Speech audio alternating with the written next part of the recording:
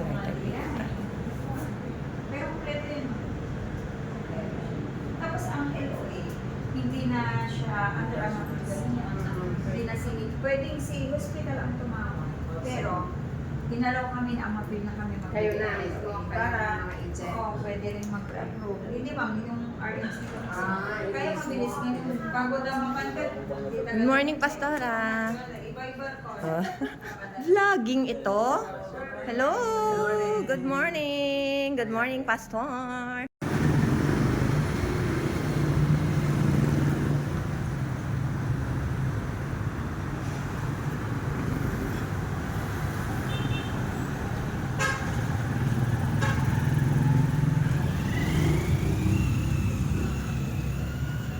Good morning. Very humble. Ma'am Marlene, mabalik kayo na tagtip na Ito ang ating magandang, masipag, mabait na Sis Marjorie. Ipan ko man dati yung patokanta man siya buwan. Di RNC.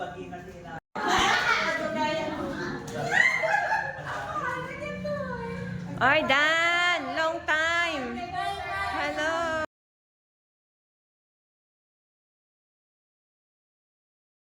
Mabaling? Basta yung cover up mo na napad. So, palakpakan po natin ang ating mga sarili. We are so delighted to have our head office officers. To start with, si Sir Ian Christian Dole Fernandez. Siya po ating Vice President for Marketing and Business Growth. We also have Sir Ben, the trainer for Amafil and IWC product. We have Miss Alet, yung magandang division head po namin. Si Sir Emerson, pagdating naman sa Amafil ka ba, sir? Ayan, sa Amafil. Si Sir Emerson, si Sir Raven, siya po ang aming Hospital Relations Officer. Si Dr. Ferdinand, ayan, si Dr. Raven. And of course, I would like to welcome and acknowledge from our Bakiran Merano, our official partner po, Diagnostics. Good morning, Sir Romeo. One of our partners po ng RMC2, the HR of LGU Bawang, Ma'am Marvin Subala. Good morning, ma'am. Ma'am, ayaw na dito sa harapan? I would also like to acknowledge the presence of our Department of Agriculture Regional Office, HR Manager, Ma'am Grace Villanueva. Good morning, ma'am. And of course, gusto ko rin makilala niyo ating mga agents dito sa La Union. To start with, we have branch head si Sir Epi Adwan. We also have another branch head si Sir Victor Teodosio. Nasa likod ko, ang punong abala. We have our unit managers, si Ma'am Arnie Nuki. We also have Sir Riquier Mendoza, one of the unit managers. So yung iba po, wala pa ibang unit managers natin.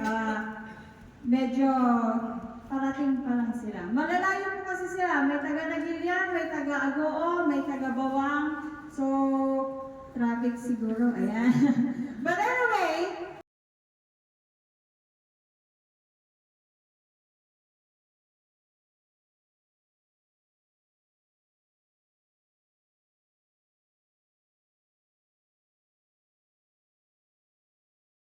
kasi talagang nag-start po kami mag-asawa sa RMC2. In-invite kami ng mama nila Sir Ian, who is the president, Miss Rose Fernandez ng 2022. But at that time, sabi ko, friendship, hindi pa ako ready. Hindi pa ako ready magmahal ulit. Kasi na-broken hearted kami sa isang insurance noon, around 2022. So parang kami na lang yung natitirang insurance at time. Pero noong 2023, since yun nga po, wala na rin branch, parang officers na lang ang natitira. So sabi ni Miss Rose, sabi ka na, join ka na. So yun, nag-join po ako. Anyway, sabi ko, nasa HMO naman ako 16 years na. Ibang company nga lang po. So agent lang ako noon. So yun, inumpisan po namin, nagtanim kami ng nagtanim. Sabi ko, Rose, hindi tayo mapapahiya dyan, ha? Sabi ko, matatapang ang mga Ilocano, alalahanin mo. Sabi ko sa kanya, hindi tayo pwedeng magmintis sa law niyan kasi andyan ang history ng mga cup, and et cetera, et cetera. I-relate lagi nila yan. Sabi ko, huwag ka mag-alala sis. Sabi niya, so yun, napakaganda naman, and I believe sa ating mga partners, so Marvin, okay bang service ng RFC2? Yan, di ba? So, talagang yun ang pinaka-importante sa atin yung ating after-sales service na hindi lang tayo nagbebenta kasi yung benta nandyan lang yan. Ang problema kasi kung yung nabenta mo 1,000 tapos 1,000 babalik ka tapos mumurahin ka, di ba? Or magagalitan ka. So, yun po ang inaalagaan natin. Kaya pati po sa pagpili ng mga ahente, pinipili rin po talaga namin.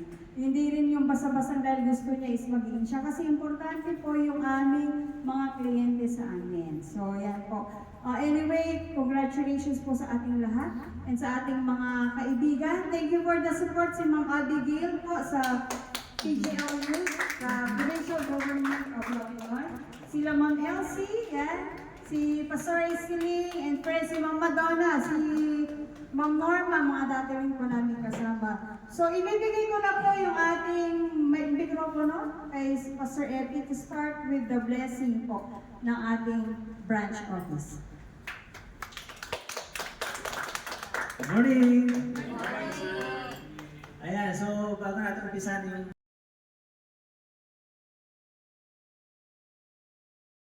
dito sa La Union, although nakapag-start na tayo, magto 2 years na nga sir, no? Yes. Nag-start na tayo, pero officially, and praise the Lord, sa wakas, finally, meron na tayong sariling office. Kasi may mga clients tayo hinahanap ang saan ang opisina nyo. Yes. Diba? Sinasabi namin nasa Manila po kasi yun. Gusto nila yung may nakikita silang physical talaga ng office dito na malapit. Anyway, our task today is to dedicate or sa ibang term ay bless. No? So, we are so blessed here in La Union na meron tayong ganitong unang-una, yung place pa lang, blessing na sa atin. Yes, diba? ganda. Sentro. Ayan.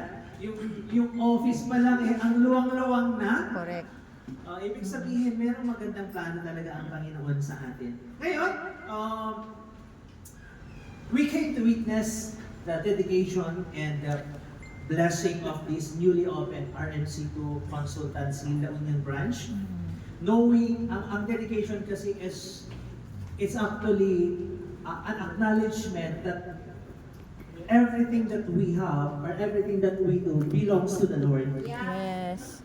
Yun ang purpose ng dedication. Amen. Kasi ina-acknowledge natin na lahat ng meron tayo nanggaling yan sa Panginoon, and it should be dedicated back to Him dahil ang tunay na blessing ay hindi sa atin manggagaling kundi sa Panginoon. Yung favor, wala ba? Or loban. Yan ay sa atin.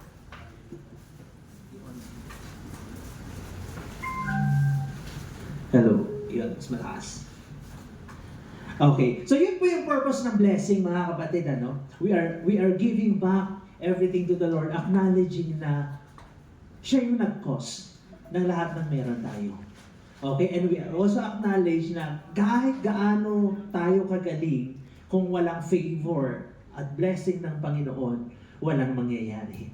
Kaya ngayon, ngayong umaga, as we come and witness yung dedication of our newly opened branch, as we ask God's favor and blessing for this branch. Actually, hindi lang ang building, ang office ang i-dedicate natin.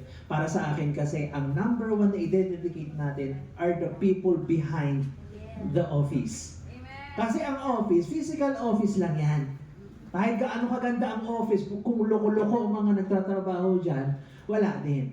So, ang importante, the officers, and also, andito yung owners, yung mga anak ng ating company owner, sila yung i-dedicate natin. And also, siyempre kailangan natin i-bless din or dedicate itong building na ito. So, the Bible says, remember Him who gave you the power to produce wealth. Deuteronomy 8:18. So, bilang tao, kailangan alalahanin na sabi niya, remember Him, it's God, who gave us the ability to produce wealth. Ibig po sabihin, ang Panginoon ang siyang nagbigay sa atin ng kakayahan para magkaroon tayo ng ganitong klase ng blessing. Sa trabaho natin or anumang endeavor meron tayo, yung mga income natin, let us acknowledge that it's because of God. Okay? So it is God who gave us the power and ability to work and provide for our family. It's not because we are smart, it's not because we are magaling, masipag, but because God gave us the power. Kaya every achievement na meron tayo, wag po nating ipagmalaki. Ang success na meron tayo, wag nating ipagmalaki, kundi ang ipagmalaki natin yung Diyos na nagbigay sa atin ng achievement at success na yan. Kaya nga, in our dealings and transactions, lalo-lalo na dito sa office nito, it's a reminder for us, kay Ma'am March, kay Ma'am Levy, yung cashier natin na nandun sa likod. And also, sa mga kasamahan natin sa head office, our leaders, ang sabi po niya sa 1 Corinthians chapter 10, verse 31, in everything you do it for the glory of God. Ibig sabihin, ang trabaho ay hindi pera-pera lang. Maganda na naririnig ko kanina sila Sir Ian na etong trabaho natin, itong corporation natin, it's not just about hindi para kumita, kundi makatulong. I think that's the main, yun yung kagandahan kapag ang mission mo talaga ay hindi lang para kumita, magpayaman, kundi para makatulong din sa ating kapwa. Kaya nga sabi niya, do it for the glory of God. So when you help other people, you are doing it for the glory of God. Okay? So, dito natutuwa ang Diyos dahil tayo ay tapat sa lahat ng bagay. If we work for the glory of God, syempre maiiwasan natin na gumawa ng hindi tama sa trabaho. Pero ang reality, hindi natin kayang maging successful on our own effort sa ating sariling galing. Kailangan natin ang Panginoon. Ang tunay na success ay yung na-achieve mo because of God's favor and blessing. That's why, Proverbs 16:13, ano sabi niya? Commit to the Lord whatever you do, and He will establish your plans. The reason why meron tayong blessing or dedication because we want to commit everything to the Lord. Okay, and lastly, James 4:13 and 15. Eto, meron siyang warning sa atin. Kasi kung minsan, marunong tayong magplano. Marami lang tayong mga plano sa buhay. Pero alam niyo ba, marami ning mga nagplaplano pero kinabukasan o maya hindi na sila gumising. Nagmomotor sila. Grabe yung na-observe ko ngayon. Halos araw-araw may nababalitaan kang aksidente. Nasabi niya dito sa James 4:13, now listen, who you say, today or tomorrow, we will go to this or that city, spend a year there, carry on business, and make money. Why? You do not even know what will happen tomorrow. Sabi niya, ang dami nating plano sa buhay, pero sabi niya, hindi mo alam kung ano ang mangyayari bukas. What is your life? You are a mist that appears for a little while and then vanishes. Instead, you ought to say, if it is the Lord's will, we will live and do this or do that. So, magplano tayo, okay na magplano tayo. But of course, if it is the Lord's will. Yan. So, mangyayari lahat po ng plano natin kung nandyan yung favor ng ating Panginoon. Hindi ko na po patatagalin. We will now go to the blessing ceremony as we importante lang na ma-realize natin lahat ng meron tayo galing sa Panginoon. And we want to offer it back to Him dahil kung may favor and blessing ang Panginoon sa isang bagay, sa isang company, sa isang opisina, alam niyo yun, maganda yung magiging flow ng operation. Para bang kung minsan hindi mo na kailangan mag-effort yung clients na ang lalapit sa'yo. Kasi nandyan ang Panginoon, yung favor ng Panginoon. And more importantly, yung mission ng company na ito ay na-fulfill. Yung marami tayong matulungan. Okay? Kaya, mga kapatid, today, ang number one po na i-dedicate natin, unahin natin si yung mga, can I ask all Steward of RMC2 Consultancy of RMC to Consultancy, dedicate its assets, delegate each assets, reputation, reputation, and future to you. and futures. Area head, o sa ibang term siguro sabihin na natin branch manager. Yan na. Siya naman ating branch cashier. Yan. So siyempre, pag branch cashier, pag sinabing cashier, pera ang hawak niya. Ayan. So we pray that God would give them the ability to perform their duties.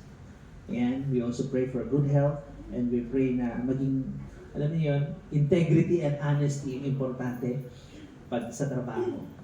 So, I also have a commitment, manager.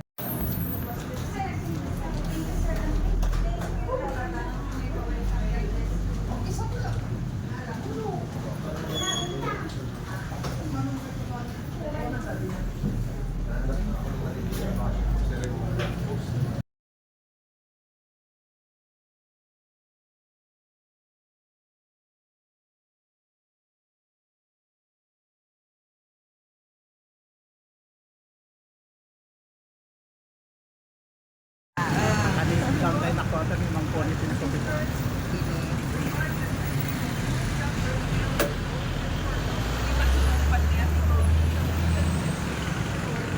Awisin ka pa igarot ako. Hindi nga po. Hindi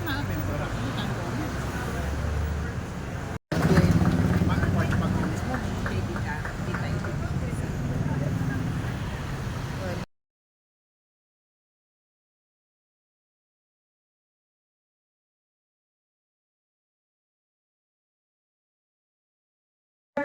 Partners.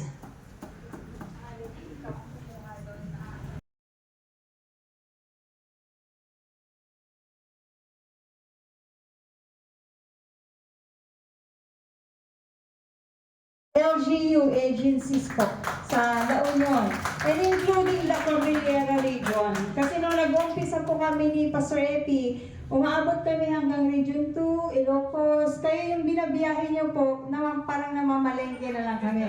Sanay na kami sa biyahe. Para manligaw ng ating mga kliyente. Kasi totoo naman po, napaka-importante na dapat ingatan natin ang ating mga kalusugan. Of course, I would also like to thank Sir Romel. Sir Romel, salamat po sa ating Bakiran Merano Diagnostic Center sa Bawang. So sila po ang aming napili na magiging partner po ng RMC2 kasi sila po ang maraming clinics hanggang doon sa dulo.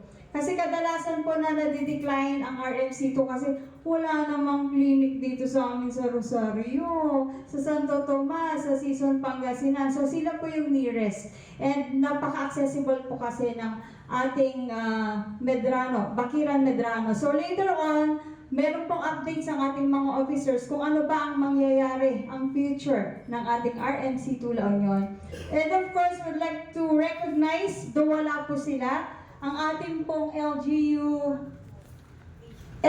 Bawang, represented by the HR Manager, Ma'am Marvin Subala. Ma'am, please join us po.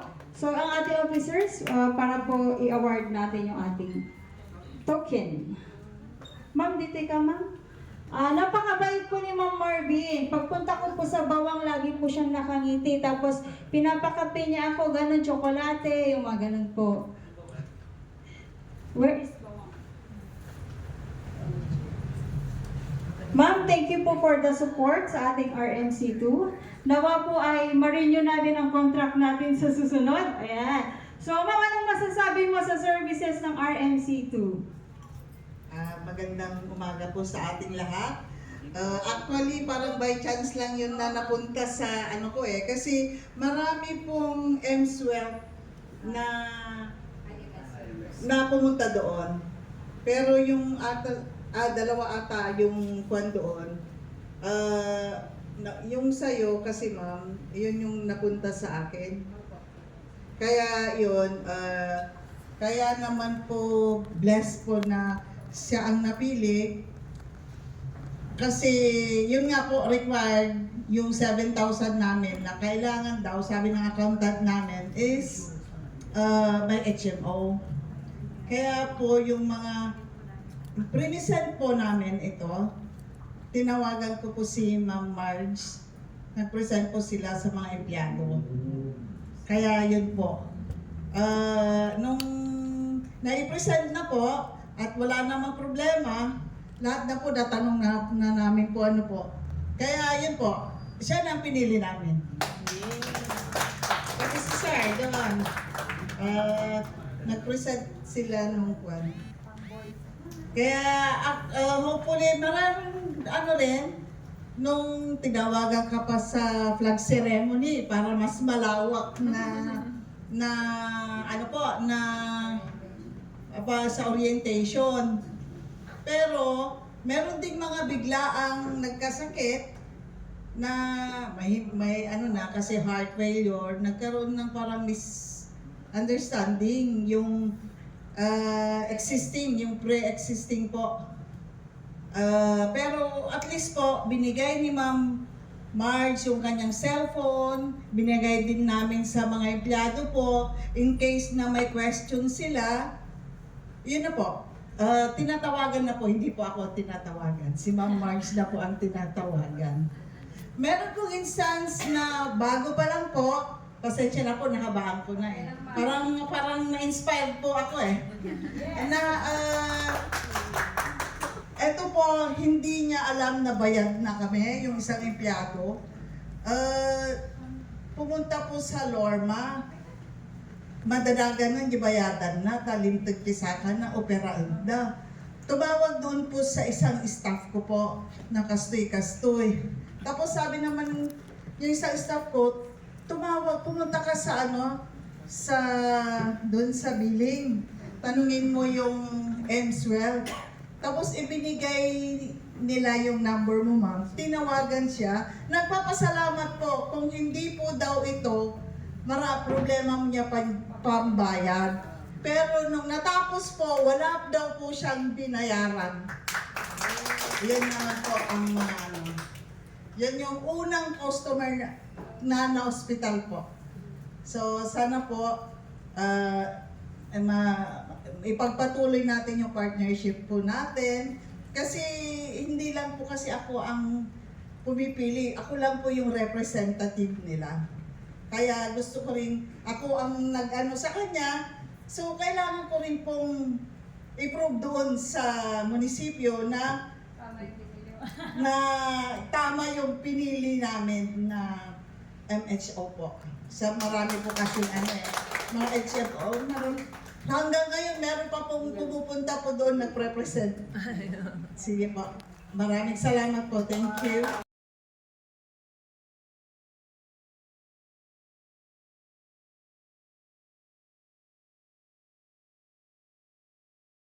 Wrong tayo lang. Lagi ako nagkakamali dito eh. The HR of DA Region 1, Ma'am Grace Villanueva. Thank you so much, Ma'am, for your support. Mag-i-speech ka rin daw. So, bagong partner po natin sila, Ma'am.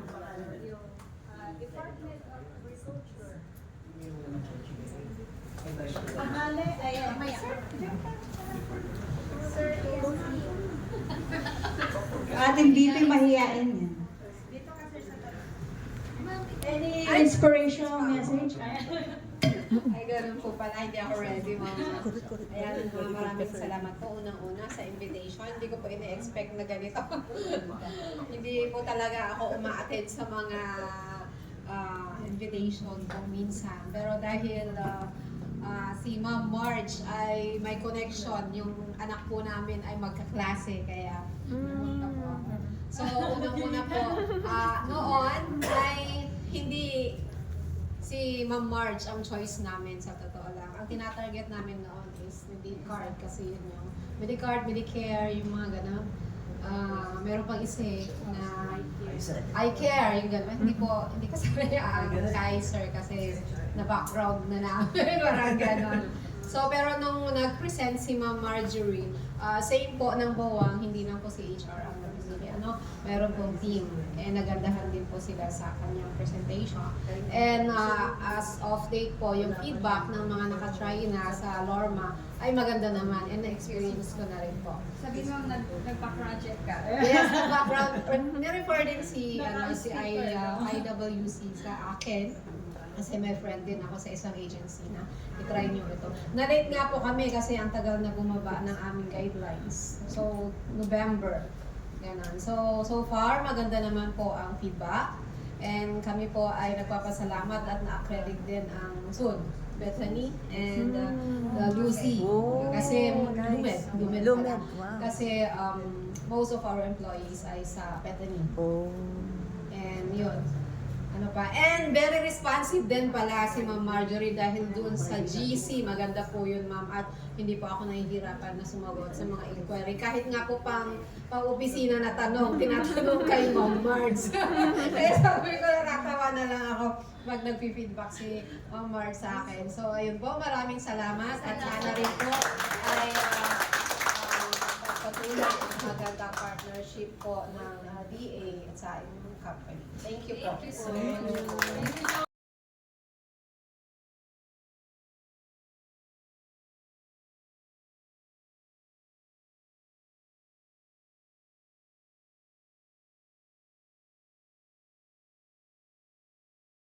rin naman dito sa RMC2. So we also have the LGU Bangar, pero wala po sila. DBM Region 1, Department of Budget and Management Region 1. So yan po ating mga partners. We have the Department of Budget and Management sa Baguio po sa Cordillera Region. We have TESDA Region po ng Cordillera, TESDA ng Region 1, DIMSU, the Don Mariano Marcos Memorial State University. Sir, pwede mo bang i-receive? Si Sir Cesar na lang. Ay, si Sir, tama. Si Sir Celso. Hukutan po. Isa sa ating mga link partners din niya sa environment. Don Mariano Memorial State.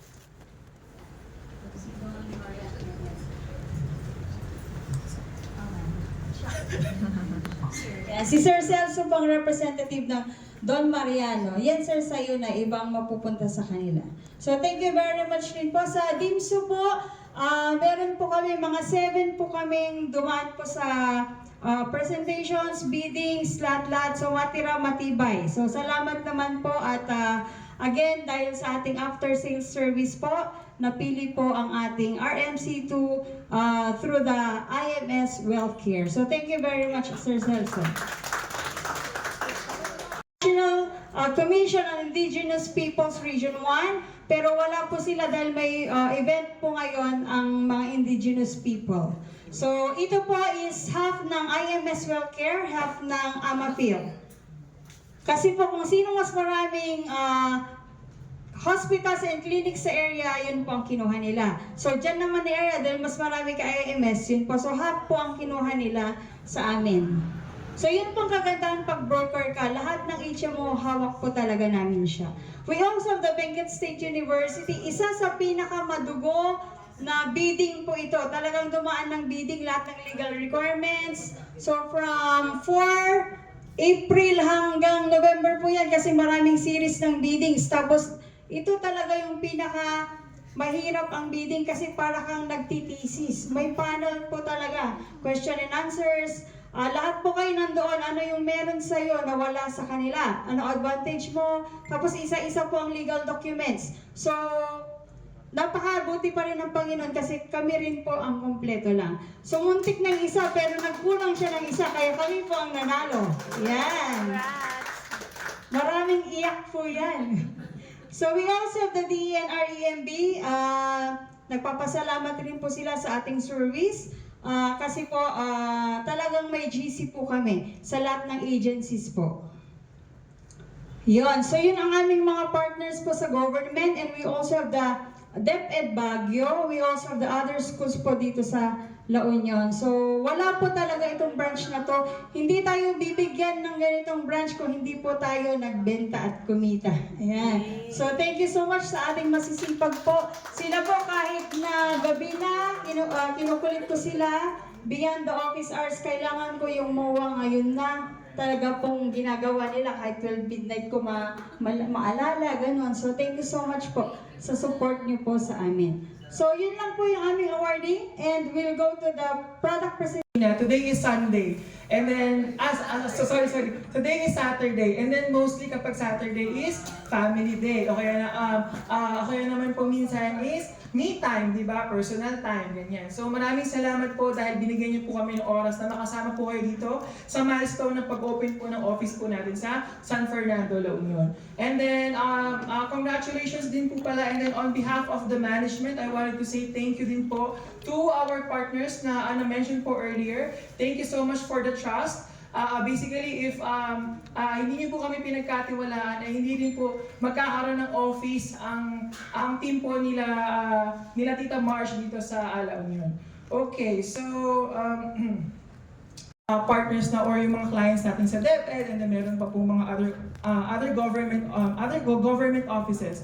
And then besides of that, meron din po tayong other products na suited naman for mga private companies. Kaya si RMC2 po, hindi tayo yung usual typical HMO na box and then limited sa kung ano yung benefits nung ino-offer ng company. Kasi yung ating products po is basically tailored sa kung ano yung specific na kailangan na budget. Gaya po nung sa DepEd, di ba sinabi po kanina, ang budget lang po nila is just 7,000. And then thankfully dahil yung ating presidente po, which is my mom, is nakapag-create ng product na suited for their budget na hindi nako-compromise yung quality service and care na need po nila. So, and then, if I may just add na lang din, which later naman is, ipapresent po ni Sir Ben yung more details about our products.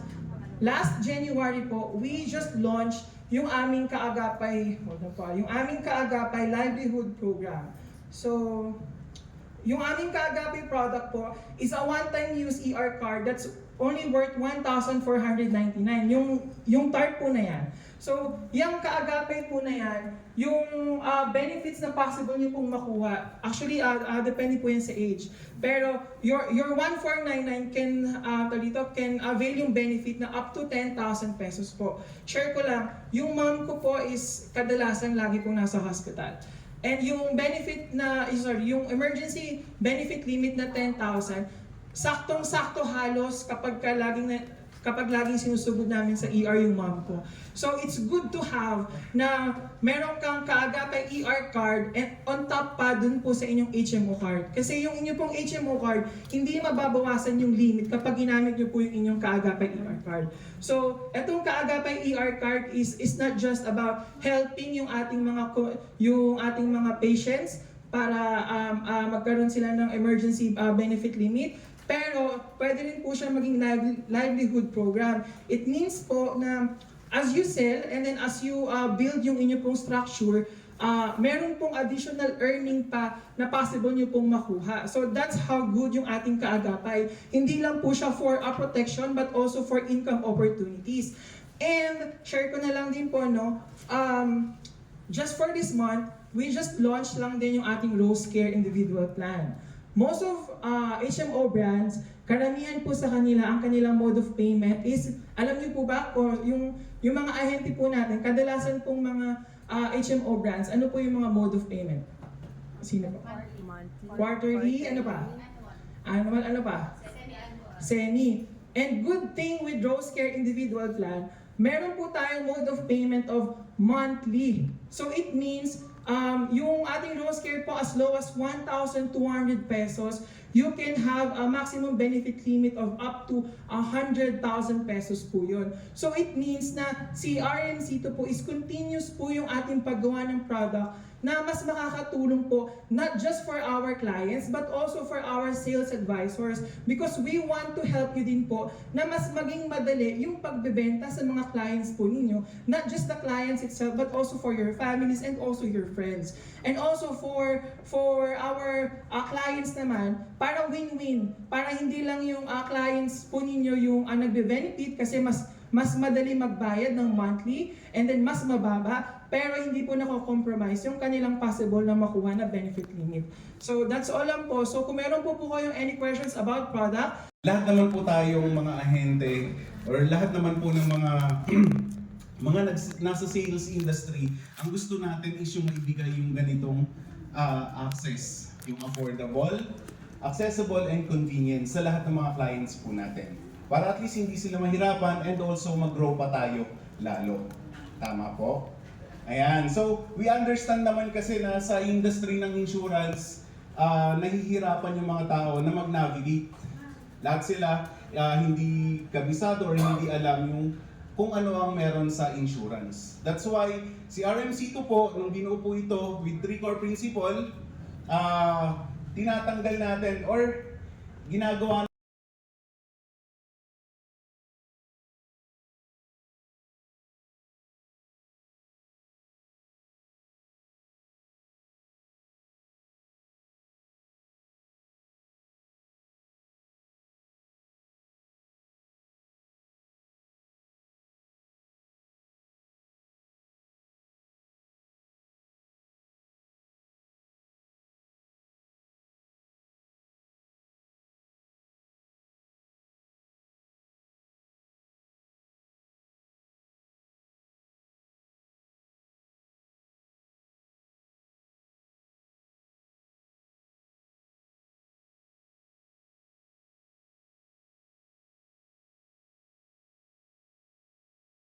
funded corporate health plans before, pero ngayon po meron na siyang mga products through RMC2 po. Ayan po, kagandahan po sa RMC2, nagpa-approve tayo ng mga products po natin na naka-tailored sa pangangailangan ng client, and in-approve po nila. And yan naman po is, kagandahan is naka-network po sa kanila. Hindi na mahirapan yung mga clients po natin nationwide since marami po tayong mga hospitals and clinics nationwide na accredited. And kagandahan pa po sa Amafil, since nagpo-provide siya ng technology-driven services, meron na po tayong Doctor Anywhere app na kung saan mas madali na pong makakapag-avail ng mga services ang ating client. Mamaya po ipapakita ko sa inyo kung paano gumagana ang digital app natin or yung Doctor's Anywhere app. Mamaya po i-ano sa inyo. Kasama sa slides natin yan. Ayan. So, any questions? Filipino, ang alam lang po natin is HMO, insurance, or life insurance, yun lang po. Pero alam niyo po ba sa US, ang managed care po, yan po yung kagandahan po, is siya yung nagpo-provide ng or nagmamanage ng utilization and also availment ng kanilang mga kliyente. So dito po, ang kagandahan po, inuumpisahan po natin yung managed care system sa Pilipinas.